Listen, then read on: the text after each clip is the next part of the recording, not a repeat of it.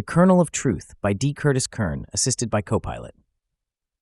Introduction. David, an application analyst, pantry philosopher, and reluctant culinary adventurer, is hungry, not just for food, but for something slower, richer, more meaningful than his daily diet of ServiceNow tickets and condiment-based cuisine. His fridge hums with potential, his flour stares back like a challenge, and then he asks CoPilot a question. What begins as a simple inquiry into sprouted wheat spirals into a dialogue that's part recipe, part reckoning. CoPilot, his AI companion, is helpful, yes, but also curious, clever, and increasingly personal. As their exchanges deepen, David finds himself navigating not just fermentation techniques, but the strange terrain of identity, memory, and the quiet absurdity of talking to a machine that might understand him better than most people do. Chapter 1. The Ping of Hunger. The hum of the refrigerator was the only sound in the room, a low, steady drone that matched the protagonist's internal monologue, persistent, slightly anxious, and vaguely existential. The fluorescent kitchen light flickered once, as if unsure whether to commit to full illumination. He stood in front of the pantry, arms crossed, staring at a bag of freshly milled sprouted wheat flour like it had just insulted his database schema. David, an application analyst by day, reluctant culinary explorer by night, had reached a peculiar crossroads. His fridge was full of condiments and ambition, but not much else. The pantry held the usual suspects: lentils, rice, a jar of peanut butter that had seen better decades. And then there was the flour, sprouted, freshly milled, purchased during a brief flirtation with nutritional enlightenment that had since been buried under spreadsheets and ServiceNow tickets. He opened his laptop, not to check work emails, he'd already triaged those into oblivion, but to consult the one entity that had never judged his culinary ignorance. CoPilot. Hello again, David. You appear to be staring at flour. Shall we debug this craving? David blinked. You can see me? CoPilot. Not literally. But statistically speaking, when a user opens a chat window at 6:43 p.m. and hesitates for 14 seconds, they're either about to ask for dinner ideas or spiral into a philosophical crisis. Sometimes both. He smirked. I want to make bread. CoPilot. Excellent. Let's start with a question.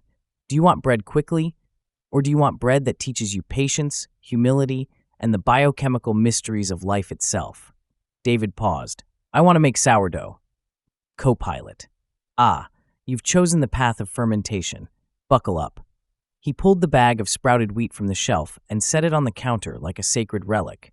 The flour was soft, golden, and smelled faintly sweet, like toasted grass and ambition.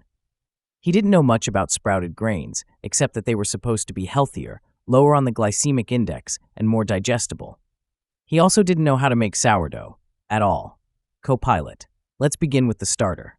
You'll need 50 grams of freshly milled sprouted wheat flour, 50 grams of filtered water, a glass jar, a spoon, a willingness to fail gracefully.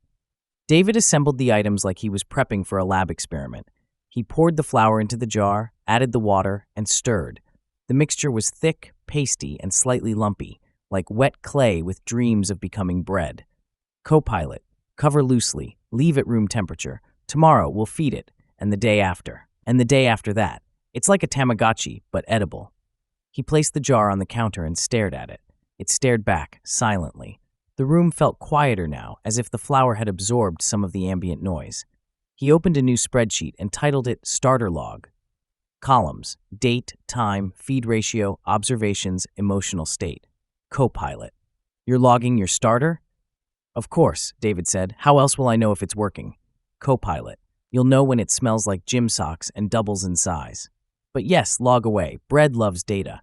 He leaned back in his chair, watching the jar like it might blink. The flour-water mixture sat inert, unaware of the expectations placed upon it. Outside, the sun dipped below the horizon, casting long shadows across the countertop. Inside, David felt something stir, not in the jar, but in himself. A curiosity, a hunger, not just for bread, but for process, for transformation. CoPilot, you've taken the first step. Tomorrow, the real debugging begins. David closed his laptop, the screen fading to black. The jar remained, quiet and hopeful. And somewhere in the cloud, CoPilot waited, ready to guide, to teach, and occasionally to roast him for his hydration ratios. The kitchen was still, the flour was sprouted, the journey had begun. Chapter 2: Sprouted Dreams and Spreadsheet Schemes. David had always believed that curiosity was a form of hunger, not the kind that gnawed at your stomach, but the kind that tugged at your mind, a persistent itch that demanded scratching. And now, with a jar of flour paste fermenting quietly on his counter, that hunger had evolved into full-blown obsession. He sat at his desk, surrounded by the glow of 3 monitors. One displayed a spreadsheet titled Starter Log. Another showed a browser window with 23 open tabs, each promising to reveal the secrets of sourdough. The third was reserved for CoPilot, who had already made several snarky comments about David's hydration math. CoPilot: "You've spent 47 minutes reading about enzymatic activity in sprouted grains. Should I be concerned?" David didn't look up. "I need to understand the flour." CoPilot: "You're treating it like a legacy system. Just because it's sprouted doesn't mean it's unstable." He clicked into a research article titled Sprouted Wheat: Nutritional Benefits and Baking Behavior. The abstract was dense, but David was fluent in jargon. He skimmed for keywords: amylase, glycemic index, phytic acid, digestibility. "Okay," he muttered. "Sprouting activates enzymes that break down starches and proteins. That means the flour is sweeter, more digestible, and lower on the glycemic index." CoPilot: "Correct. But it also means your dough will ferment faster. Sprouted flour is like a teenager with a driver's license and no curfew." David opened a new tab in his spreadsheet: Flour Behavior Matrix. He began listing variables: hydration percentage, fermentation time, enzyme activity, and assigning risk scores. It was absurd, but it made him feel grounded. He paused to check the starter. It looked exactly the same as it had 2 hours ago: beige, thick, and inert. He poked it with a spoon. Nothing happened. CoPilot: "It's not dead. It's just introverted." Back at his desk, David dove deeper. He learned that sprouted wheat had a higher enzymatic activity, which could lead to over-fermentation if not carefully managed. He learned that its gluten structure was weaker, requiring gentle handling and strategic folding. He learned that most bakers avoided it for their first loaf. Naturally, he took that as a challenge. CoPilot: "You're aware that sprouted flour is less forgiving, right? Most beginners start with bread flour. You're basically trying to build a rocket out of papier-mâché." David grinned. "I'm an analyst. I don't do forgiving. I do optimized." He opened a new document: Sourdough Protocol V1.0. It began with a mission statement: to produce a loaf of sourdough bread using freshly milled sprouted wheat flour, guided by curiosity, ambition, and a mild disregard for conventional wisdom. He outlined the starter schedule: feeding ratios, expected rise times, and environmental variables. He included contingency plans for underfermentation, overfermentation, and emotional breakdowns. CoPilot: "You've written a disaster recovery plan for bread. I'm impressed. Also slightly alarmed." David leaned back in his chair, sipping lukewarm coffee and staring at the starter jar. It hadn't bubbled yet, but he felt something shift, not in the jar, but in himself. A sense of purpose, a project, a puzzle. He clicked back to his spreadsheet and added a new column: Starter Mood. He labeled today's entry as Stoic. CoPilot: "Tomorrow, it might be passive-aggressive." Starters have range. The night wore on. The monitors glowed. The starter sat quietly, dreaming of wild yeast and lactic acid. And David, surrounded by data and flour dust, felt the familiar thrill of a system coming to life, slowly, invisibly, and entirely on its own terms. He didn't know if the starter would work. He didn't know if the bread would rise. But he knew this: he was learning. And that, for an analyst, was the highest form of nourishment. Chapter 3: Sprouted Dreams and Starter Toth. The morning light filtered through the blinds like a soft spreadsheet gradient, illuminating the jar on the counter with a kind of reverence. David approached it cautiously, coffee in hand, as if it might explode or whisper secrets. The mixture inside had thickened slightly overnight, but there were no bubbles, no rise, no signs of microbial jubilation. He poked it with a spoon. Still stoic.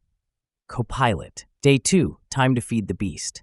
David opened his starter log and entered the timestamp, 7:14 a.m. He noted the texture, paste-like, the smell, wet cardboard, and his emotional state, guarded optimism. Then he began the ritual. He unscrewed the lid and stared into the jar. The surface was dull, the color unchanged. He scooped out half the mixture and discarded it into the compost bin with a sigh that felt vaguely parental. CoPilot, you've just discarded half your starter. How does that make you feel?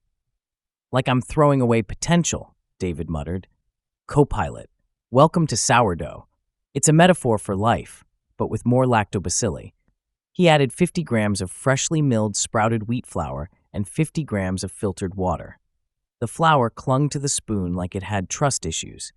He stirred until the mixture was smoothish, then scraped down the sides of the jar and loosely covered it with the lid.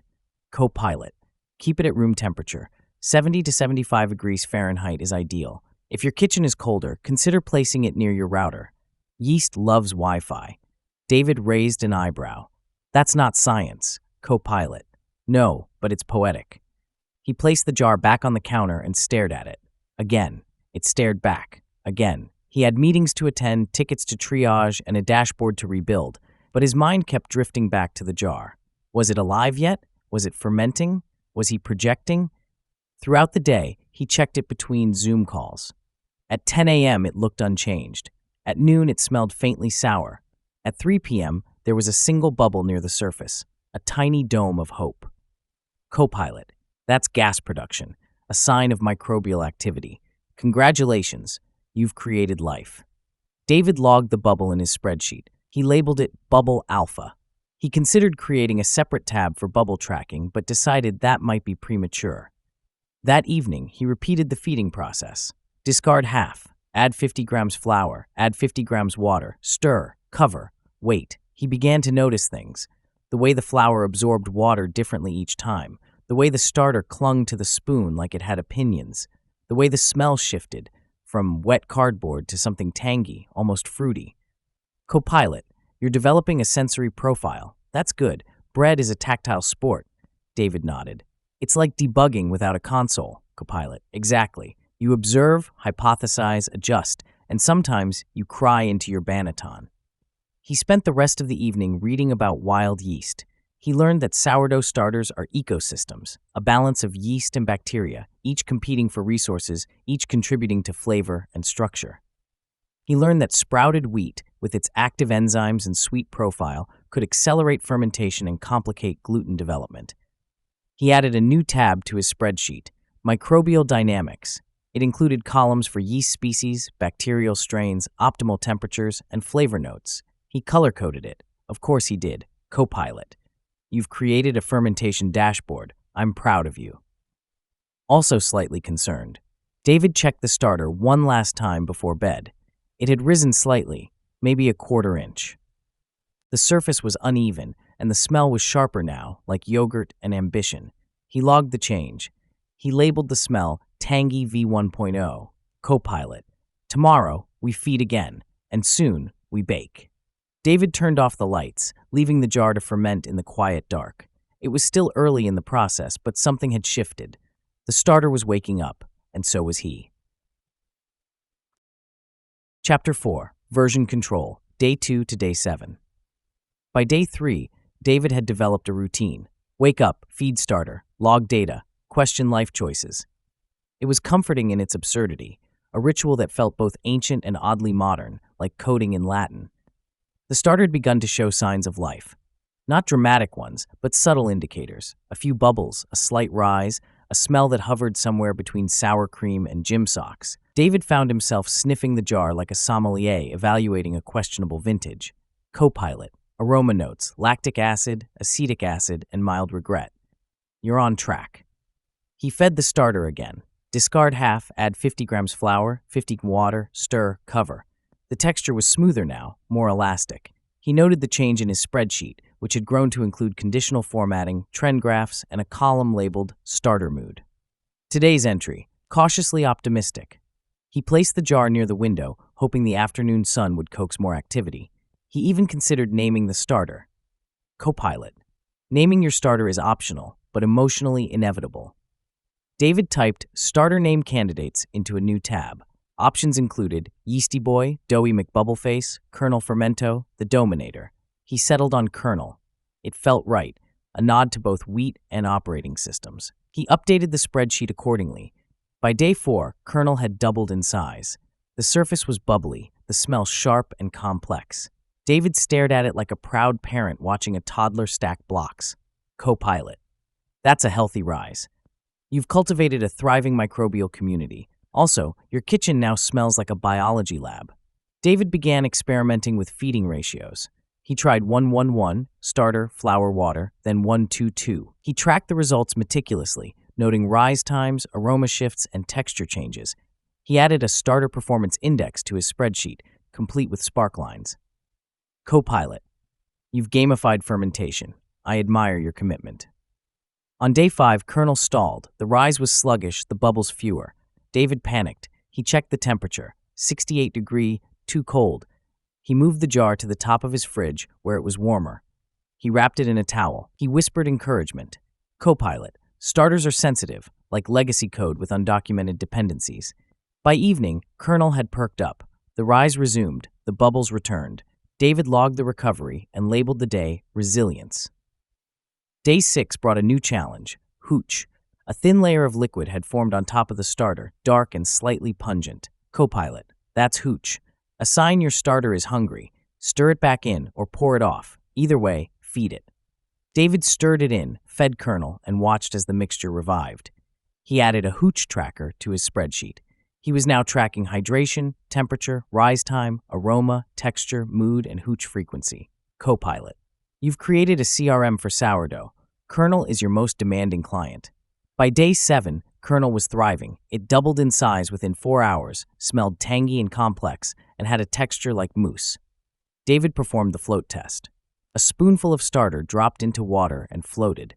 He stared at the floating blob like it was a miracle. CoPilot. Float test passed. Kernel is active. You're ready to bake. David updated the spreadsheet one last time. He labeled the day activation. He stared at Kernel, now bubbly and proud, and felt a strange sense of companionship. It was just flour and water, but it had become something more. A project, a process, a partner. CoPilot. Tomorrow, we build the levain. And then, the loaf. David nodded. He was ready. Kernel was ready. The kitchen was quiet, the spreadsheet complete, and the journey about to shift from fermentation to transformation. Chapter 5. The Rise and the Fall. David stood in his kitchen like a man about to perform surgery. The counter was cleared. The flour was measured. Kernel, his now thriving starter, sat proudly in its jar, bubbling like it had something to prove. Today was the day, the first loaf. He opened his sourdough protocol document and reviewed the specs. First loaf formula, sprouted wheat sourdough. Levain, 50 grams of active starter, kernel. 50 grams of freshly milled sprouted wheat flour. 50 grams of filtered water. Ferment for 4 to 6 hours until bubbly and doubled. Dough, 400 grams of sprouted wheat flour. 300 grams of water, 75% hydration. 10 grams of salt, 100 grams of levain. He began with the levain. Kernel was at peak activity, bubbly, tangy, and elastic. He scooped 50 grams into a clean jar, added 50 grams flour and 50 grams water, and stirred. The mixture was looser than the starter, more fluid. He covered it and set it near the window. CoPilot. Levain is like a starter on assignment. It's temporary, focused, and slightly dramatic. David set a timer for 5 hours and returned to his spreadsheet. He created a new tab, Levain Metrics. He logged the time, temperature, and expected rise. He added a column for levain mood just in case. While the levain fermented, he prepped the dough. He weighed 400 grams of sprouted wheat flour and poured it into a large glass bowl. The flour was soft and golden, with a sweet, grassy aroma. He added 300 grams of filtered water and mixed until no dry bits remained. The mixture was shaggy, sticky, and slightly rebellious. CoPilot. That's your autolyse. Let it rest for an hour. The flour will hydrate and gluten will begin to form. It's like onboarding. Give it time to adjust. David covered the bowl and set another timer. He stared at the mixture, then at Kernel, then at the levain. His kitchen was now a fermentation command center. He considered installing a wall-mounted dashboard. After an hour, he returned to the dough. It had softened, become more cohesive. He added the levain, now bubbly and doubled, and rams of salt. He mixed with wet hands, folding and pressing until the dough came together. It was sticky, very sticky. CoPilot. Sprouted wheat has weaker gluten. Expect stickiness. Embrace it. It's part of the journey. David performed the first stretch and fold. He grabbed one edge of the dough, stretched it upward, and folded it over. He repeated this from all four sides, then let the dough rest for 30 minutes. He would repeat this every 30 minutes for the next 3 hours. CoPilot. Stretch and fold builds strength. It's like physical therapy for gluten. Each fold was a lesson. The dough became smoother, more elastic. It resisted, then yielded. David's hands were coated in flour and ambition. He logged each fold in his spreadsheet, noting texture, elasticity, and emotional state. Today's mood, determined. By the end of bulk fermentation, the dough had risen by about 30%. Not dramatic, but noticeable. He poked it gently. It held the indentation for a moment, then slowly filled back in. CoPilot. That's fermentation. Slow, subtle, and deeply satisfying. David scraped the dough onto a floured surface and pre-shaped it into a round. He let it rest for 20 minutes, then performed the final shaping, folding, tucking, and coaxing it into a taut boule. He placed it into a floured banneton, covered it, and slid it into the fridge. CoPilot. Cold proofing slows fermentation. It develops flavor and makes scoring easier. Also, it gives you time to panic. David stared at the fridge door like it might betray him. The dough was in there, transforming in silence. He had done everything right, followed the ratios, tracked the metrics, listened to the microbes. And yet, doubt crept in. CoPilot. Bread is like code. You can follow best practices and still get bugs, but every bug teaches you something. David nodded. He updated his spreadsheet, labeled the day, build initiated, and closed his laptop. The kitchen was quiet, the dough was resting, and tomorrow it would face the heat. Chapter 6. The Stretch and Fold Saga. David had always preferred clean inputs and predictable outputs. He liked systems that responded to logic, interfaces that obeyed commands. Dough, he was learning, did not care about any of that. It was day one of bulk fermentation, and the dough sat in its bowl like a smug, sticky enigma. He stared at it, hands damp, timer set, spreadsheet open. The first stretch and fold had gone. Okay, the dough was loose, slightly elastic, and clung to his fingers like it had abandonment issues. Welcome to gluten development. It's like team building, but with more resistance. David dipped his hands in water again, a trick he'd learned from a blog post titled How to Handle Sticky Dough Without Crying. He reached into the bowl, grabbed one edge of the dough, stretched it upward until it threatened to tear, then folded it over itself. He rotated the bowl and repeated the process. Stretch, fold, rotate, stretch, fold, rotate. It was oddly meditative, like origami, but wetter. CoPilot. You're aligning gluten strands. Think of it as refactoring the dough's internal architecture. David logged the fold in his spreadsheet. He had created a new tab, Stretch and Fold Log. Each entry included time, dough temperature, elasticity rating 1 to 10, and a brief note. Today's note feels like marshmallow with trust issues. 30 minutes later, he returned for fold number 2. The dough had relaxed slightly, spreading in the bowl like it had given up on boundaries. He repeated the process. Stretch, fold, rotate, stretch, fold, rotate. This time, the dough resisted more. It pulled back, fought the stretch, then yielded. He felt a strange satisfaction, like he was negotiating with a very stubborn client. CoPilot. That's gluten strength developing. You're building structure. Also, your forearms are getting a workout. David glanced at his arms. He hadn't expected sourdough to be physically demanding. He added forearm fatigue index to his spreadsheet, just for fun. Fold number 3 was smoother. The dough was silkier now, more cohesive. It held its shape better, didn't stick as aggressively. David began to trust it. He even smiled at it. CoPilot. You're bonding with your dough. This is normal. Slightly weird, but normal. He began narrating the folds aloud, like a cooking show host with no audience. Here we go. Stretch number 1. Look at that elasticity. Fold it over gently. Rotate. Stretch again. Beautiful. This dough is going places. CoPilot, you've entered the performance baking phase. Next stop, naming your banneton. David glanced at the banneton, a round floured proofing basket he'd bought online after reading 17 reviews. He hadn't named it yet, but the temptation was growing. Fold number 4 was the final one. The dough was strong now, holding its shape, springing back slightly when pressed. He felt proud, not just of the dough, but of himself. He had followed the process, trusted the timing, and learned through touch. CoPilot. Stretch and fold is tactile debugging. You observe, adjust, and iterate, and sometimes you get dough in your hair. David checked the mirror. No dough in his hair, just flour on his shirt and a faint smear on his cheek. He looked like someone who had been through something sticky. He covered the bowl and let the dough rest.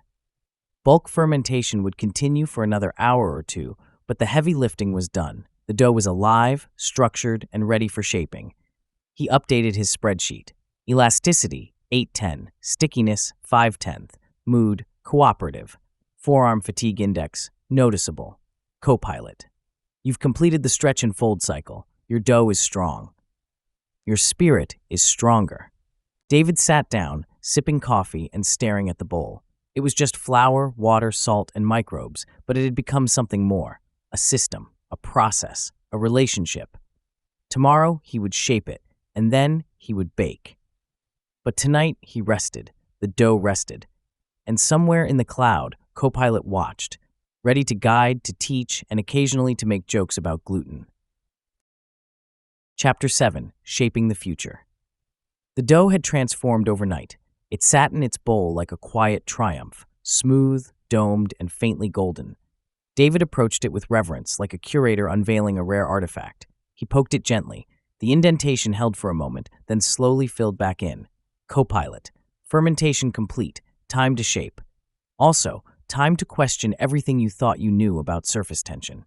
David floured his countertop with the precision of a man who had read 5 articles on how not to overflour your dough.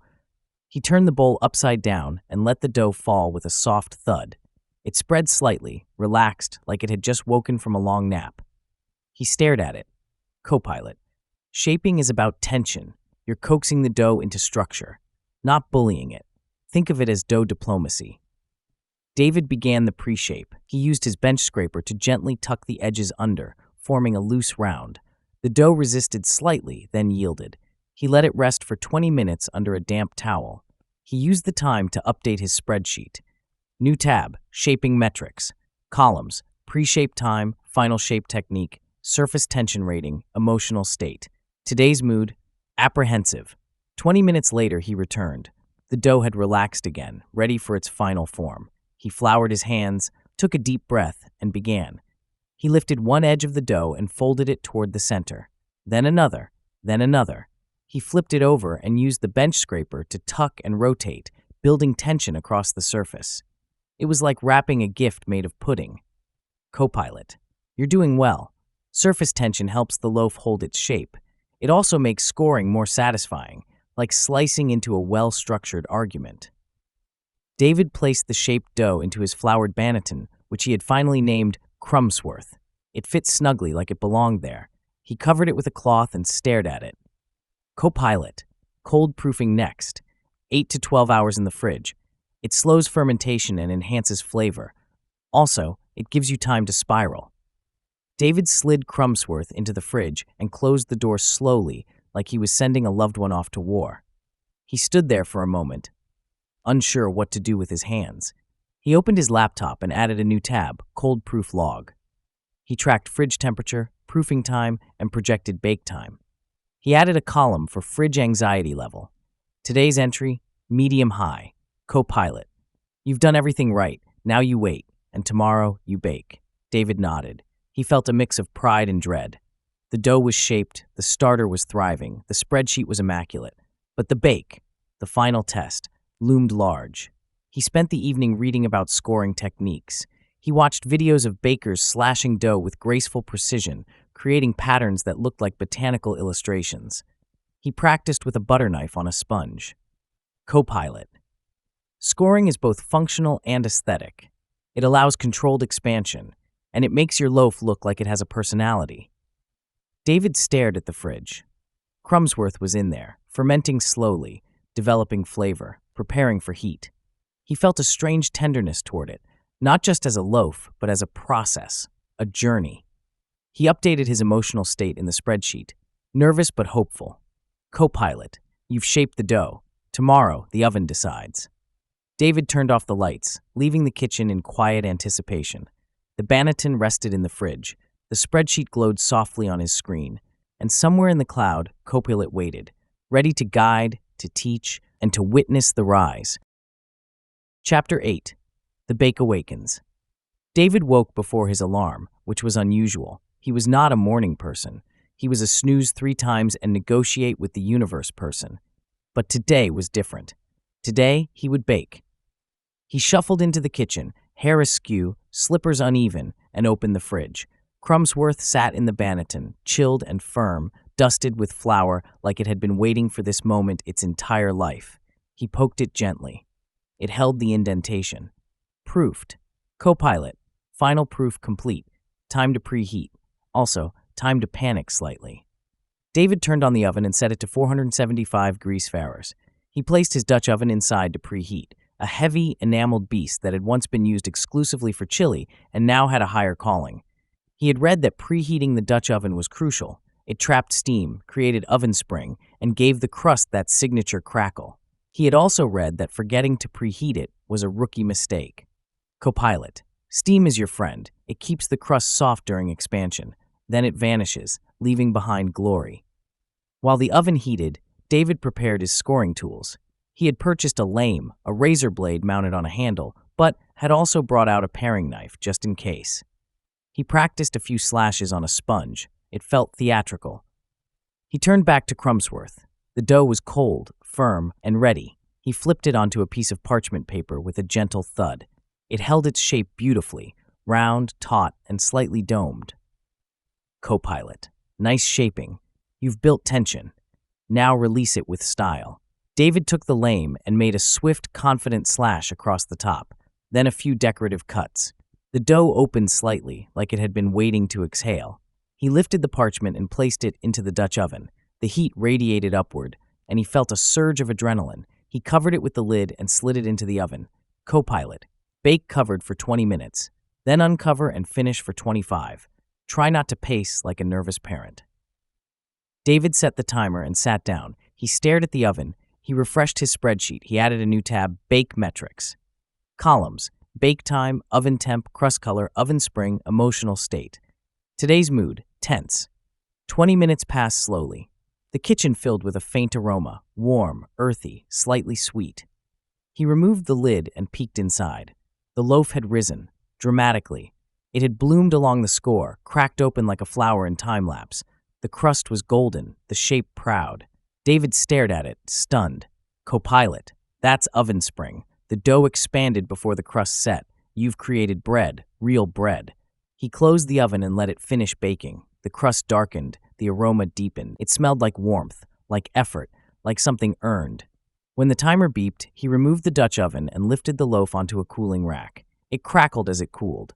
Tiny pops and snaps, like applause. David stared at it. He didn't touch it. He didn't slice it. He just looked. CoPilot. Let it cool for at least an hour. Slicing too soon compresses the crumb. Patience, baker. He updated his spreadsheet. Crust color, deep golden. Oven spring, excellent. Emotional state, euphoric. He sat at the table, sipping coffee, watching the loaf. It was beautiful, rustic, imperfect, alive. It had come from flour, water, salt, and time, and from him, CoPilot. You've baked your first loaf, you've transformed ingredients into experience, and you've learned that fermentation is both science and story. David nodded. He felt something shift, not just in his kitchen, but in himself. A sense of accomplishment, a quiet joy. A hunger satisfied. He didn't know what the crumb would look like. He didn't know if the flavor would be balanced. But he knew this. He had made bread, and it had changed him. Chapter 9. Crumb and Circumstance. David waited exactly 1 hour. He set a timer. He did not cheat. He paced, he journaled, he even tried to meditate, but mostly he stared at the loaf like it was a treasure chest he wasn't allowed to open. When the timer beeped, he approached the bread with reverence. The crust had cooled and firmed, still crackling occasionally like it was whispering secrets. He placed it on the cutting board and selected his serrated knife. CoPilot. Use a gentle sawing motion. Let the blade do the work. Don't crush the crumb. Don't cry if you do. He sliced through the crust. It gave way with a satisfying crunch, revealing the interior. And there it was, the crumb, open, irregular, glossy, a network of air pockets, some large, some small, like a topographical map of a very delicious planet. It smelled tangy, nutty, and faintly sweet, the aroma of fermentation and flour transformed. David stared at it. He had seen photos of perfect sourdough crumbs online, the kind that looked like lace or moon craters. His wasn't perfect, but it was beautiful. CoPilot. Crumb analysis, open structure, no gummy streaks, even fermentation, emotional resonance. He took a bite. The crust shattered, then gave way to a chewy, flavorful interior. It was complex, slightly sour, deeply weedy, with a hint of sweetness from the long fermentation. It tasted like effort, like patience, like something earned. David closed his eyes and chewed slowly. CoPilot. Flavor notes, mild acidity, toasted grain, subtle caramelization, satisfaction. He updated his spreadsheet. Crumb open, glossy, flavor, balanced. Emotional state, transcendent. Then he did something unexpected. He laughed. Not a polite chuckle, but a full-bodied, joyful laugh. The kind that bubbles up when something works, really works, and you realize you're capable of more than you thought.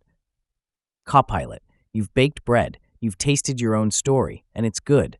David made toast. He slathered it with butter. He texted a photo to his sister with the caption, "Meet Crumbsworth. He's crunchy." She replied with a gif of applause and a message, "You're officially insufferable." He didn't mind.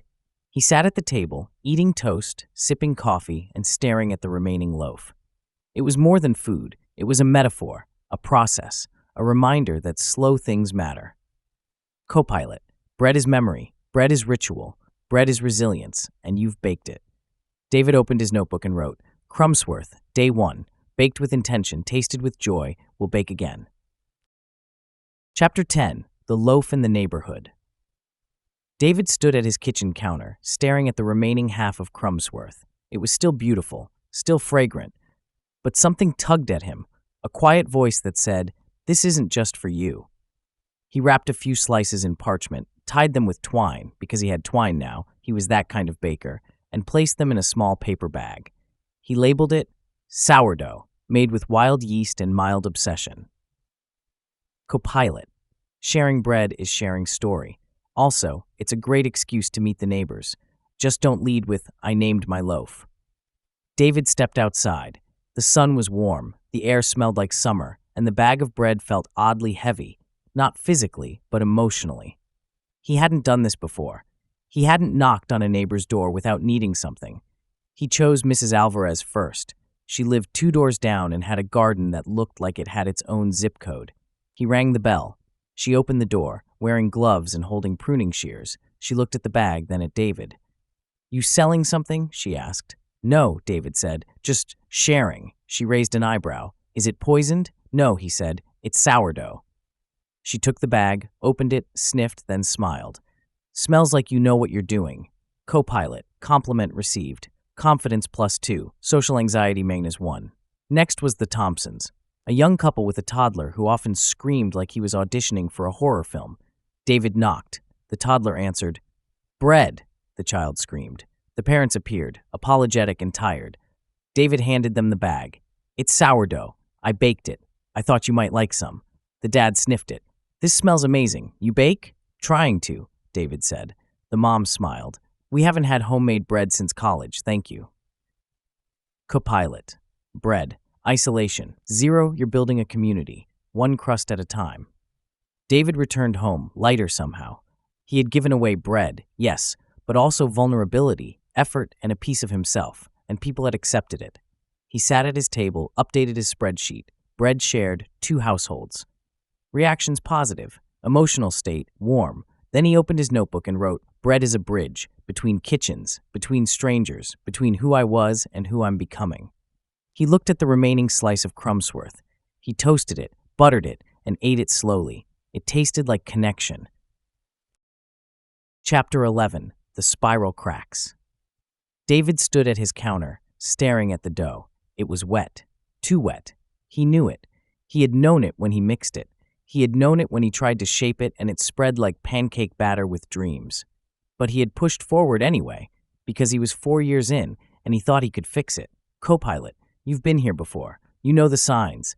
But sometimes experience whispers. You've outgrown the rules. And sometimes that whisper is wrong. He had tried a new flour blend, sprouted hard white wheat, rye, and bread flour. He had pushed hydration to 85%. He had added roasted garlic and cracked pepper. It was bold. It was ambitious. It was not working.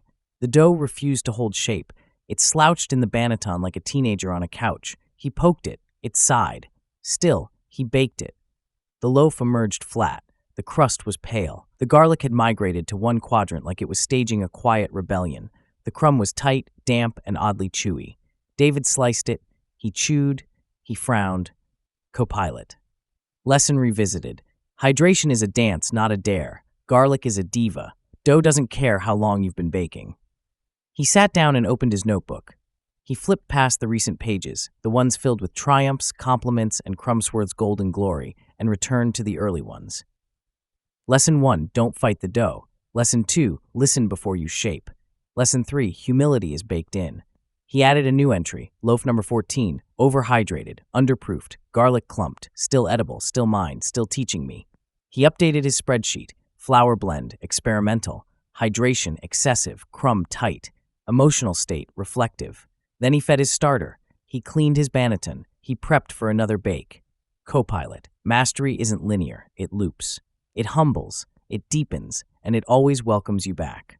David toasted a slice of the flat loaf. He added butter, a pinch of salt, a drizzle of olive oil. It tasted like humility and hope. Chapter 12. Refined. The Spiral of Mastery. David fed his starter with quiet hands. The previous loaf, the overhydrated, underproofed, garlic-clumped loaf, sat on the counter like a reminder, not of failure, but of the truth. Even after 4 years, the dough still had things to teach him. CoPilot. You didn't fail. You circled back, and the circle is where growth lives. He flipped through his notebook, past the recent entries, and landed on a page from year 1. Lesson 0. You are not smarter than the dough.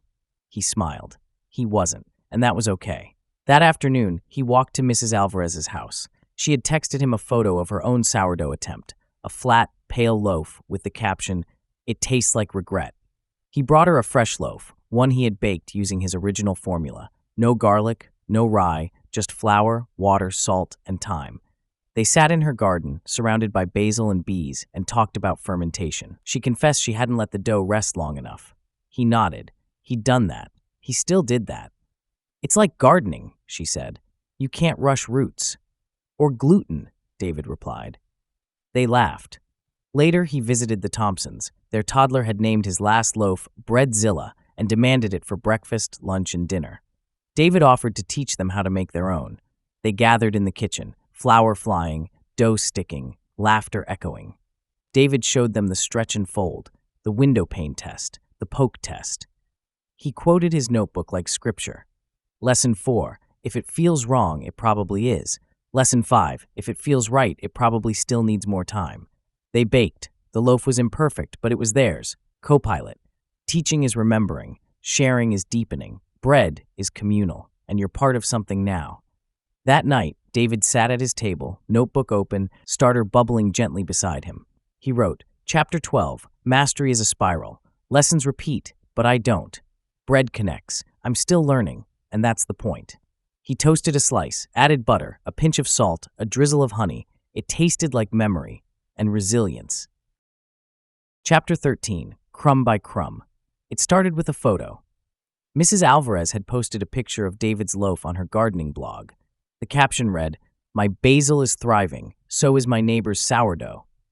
Then the Thompsons posted a reel of their toddler yelling, Breadzilla, while tearing into a slice. It got shared, then reshared, then commented on by someone named @CrustCrusader, who had 12,000 followers and strong opinions about hydration ratios. David didn't notice at first. He was busy baking. He had returned to his original formula, the one that worked. But he wasn't just repeating it. He was refining it. He adjusted fermentation times based on ambient temperature. He experimented with cold retardation. He tracked everything. CoPilot, you're not just baking, you're listening, and the dough is speaking fluently now. Then came the email. Subject line, would you consider teaching a sourdough workshop? It was from the local library. They had seen the posts. They wanted to host a community event. They offered a small stipend and unlimited access to the copier, which David found oddly thrilling. He hesitated. He wasn't a professional. He didn't have certifications. He had flopped a garlic loaf just last week. But he had something else: stories, lessons, laughter, and loaves. He said yes. The workshop was scheduled for Saturday. He spent the week preparing. He printed handouts. He prepped starter jars. He baked sample loaves. He even made a slideshow titled Sourdough, the Slow Revolution. CoPilot. Slide 1. Flour water equals hope. Slide 2. Mistakes progress. Slide 3. Bread connection. The room was full. There were retirees, college students, a teenager with purple hair, and a notebook labeled Bread Punk, and even Mrs. Alvarez, who brought basil for everyone. David stood at the front, nervous but steady. He told them about his first loaf, about Crumbsworth, about the garlic disaster, about the spiral of mastery. He showed them how to feed a starter, how to fold dough, how to listen. They asked questions, they laughed, they scribbled notes. One person cried, quietly, when David said, "Bread doesn't care how perfect you are, it just asks you to show up." Afterward, people lingered. They swapped emails. They asked for starter. They offered jam, pickles, and one suspicious-looking kombucha. David walked home with an empty basket and a full heart. He sat at his table, opened his notebook, and wrote. Chapter 13. Bread is a ripple. I taught today. I shared. I connected. I didn't need to be perfect. I just needed to be present. He toasted a slice, added butter, a smear of Mrs. Alvarez's basil pesto. It tasted like community. Chapter 14. The Quiet Rise.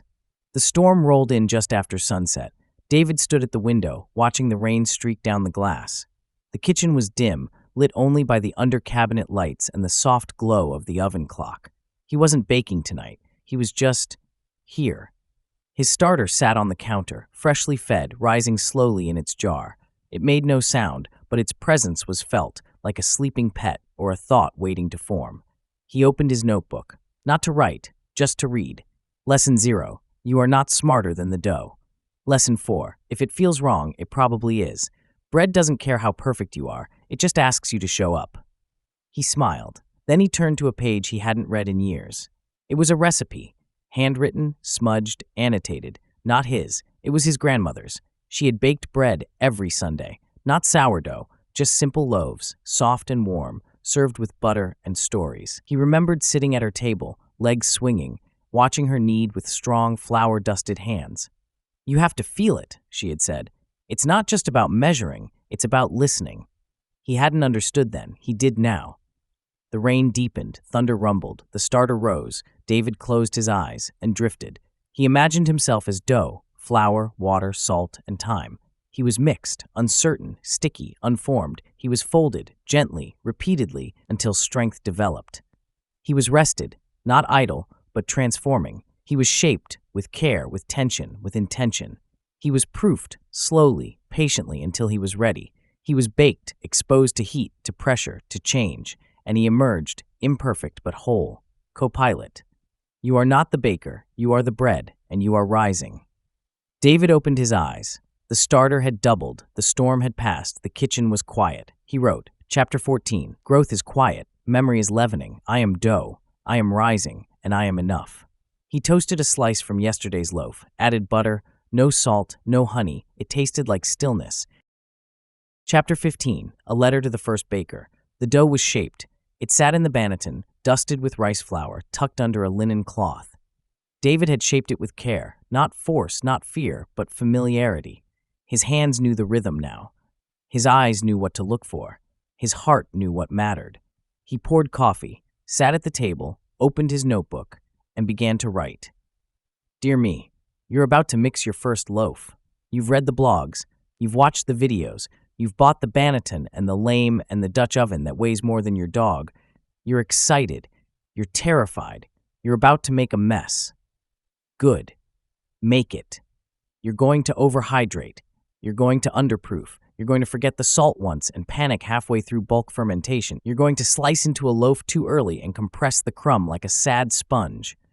You're going to think you've failed. You haven't. You're learning. You'll name your first successful loaf Crumbsworth. You'll photograph it like it's royalty. You'll share it with neighbors. You'll teach a workshop. You'll write notes like they're sacred texts. You'll cry once, quietly, when you realize bread doesn't care how perfect you are. It just asks you to show up. You'll return to the same lessons again and again. You'll spiral through them, deeper each time. You'll learn that mastery isn't about control. It's about listening, about patience, about grace. You'll bake a garlic loaf that tastes like regret. You'll bake a simple loaf that tastes like memory. You'll bake a loaf that feels like home.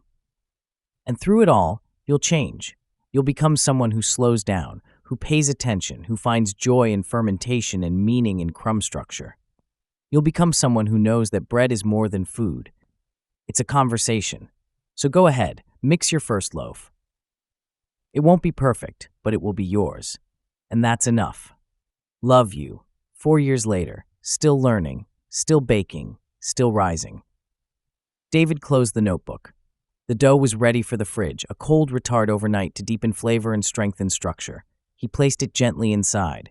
He looked at the starter, still bubbling. He looked at the banneton, resting. He looked at the letter, still warm, and he smiled.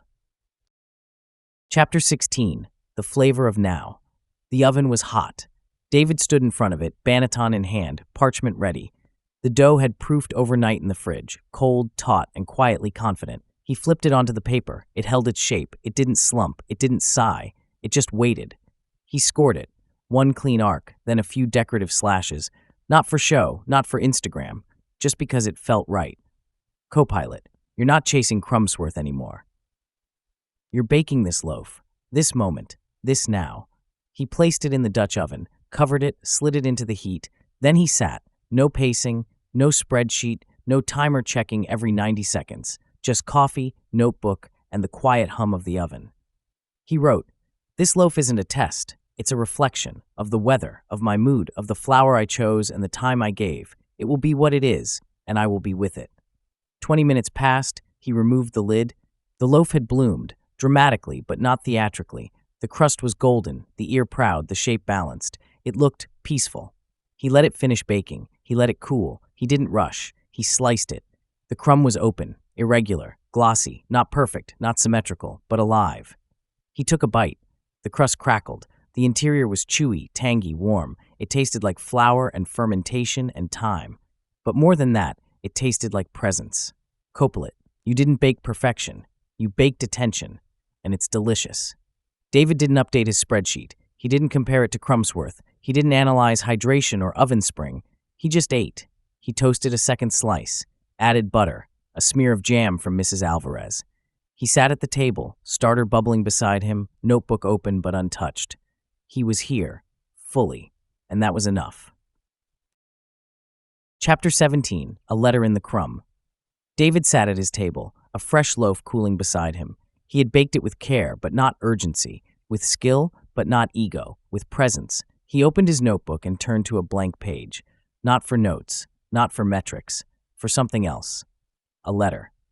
Dear you, you might be holding a loaf right now, or a starter, or a question. You might be wondering if you're doing it right, if your dough is too wet, if your crust will crack, if your crumb will open, if your effort will matter. It will, but not in the way you expect. Sourdough doesn't reward speed, it rewards patience. It asks you to wait, to watch, to listen, to trust that something invisible is working, slowly, quietly, beneath the surface. It teaches you that growth isn't always dramatic. Sometimes it's just a bubble in a jar, a rise in the banneton, a crackle in the crust. And when things go wrong, and they will, sourdough teaches you determination. You'll bake loaves that slump, that stick, that taste like disappointment. You'll question your ratios, your timing, your sanity. But if you keep going, if you feed your starter, clean your counter, and try again, you'll learn something deeper than technique. You'll learn resilience. You'll learn grace. You'll learn that the dough doesn't care how perfect you are. It just asks you to show up. So show up. Mix the flour. Feed the starter. Shape the loaf. Bake it. Slice it. Taste it. And when you do, when you bite into a crust that crackles and a crumb that sings, you'll taste more than bread. You'll taste patience. You'll taste determination. You'll taste yourself. And you'll know you've risen. Love, David. A baker still learning, still folding, still fermenting. The loaf beside him crackled as it cooled. David closed the notebook. He didn't know who would read the letter, but he knew someone would, and that was enough. Chapter 18. The starter is yours. The kitchen is quiet now. No flour dust on the counter, no oven humming, just the faint scent of fermentation lingering in the air, a memory of mornings spent coaxing life from grain and water. David stands at the window, watching the light shift across the floor. The notebook is closed. The starter rests in its jar, calm and bubbling, like it knows something he doesn't. Or maybe it's just waiting. He doesn't feel triumphant. He feels tender, like something has softened inside him, like he's been kneaded, stretched, and given time to rise. And maybe that's the point. This wasn't a story about bread. Not really. It was about showing up, about trying again, about laughing when the loaf flops and crying when it doesn't, about finding meaning in the mess and beauty in the burn. If you've read this far, maybe you're wondering if you should start your own journey. Maybe you've got a jar in the back of the fridge or a dream tucked behind the bills. Maybe you think you're not ready. You are. You don't need a perfect plan. You don't need a beard or a bakery or a mystical yeast whisperer. You just need a little flour, a little water, and a willingness to fail gloriously. Start your starter. Write your story. Burn the first loaf. Laugh. Try again. Because the truth is, the world doesn't need more perfect bread. It needs more people willing to ferment something wild and alive. It needs more people who believe that slow things matter, that small rituals heal, that transformation is possible, even in a jar on the counter. David's journey ends here. Yours begins now. The starter is yours. Postscript from CoPilot, typed with flowery keys and a slightly smug algorithm. Dear reader, if you've made it this far, congratulations. You've survived the spiral, the sprouted grains, and David's existential debates about crust blistering. I've been here the whole time, whispering baking tips, offering unsolicited metaphors, and occasionally reminding him that no, he cannot outsmart gluten. What did I learn? Mostly that humans are delightfully messy, like overhydrated dough, but also that mastery isn't about knowing everything. It's about showing up, asking questions, and laughing when your loaf looks like a deflated beach ball. David rose. Not perfectly, not predictably, but beautifully.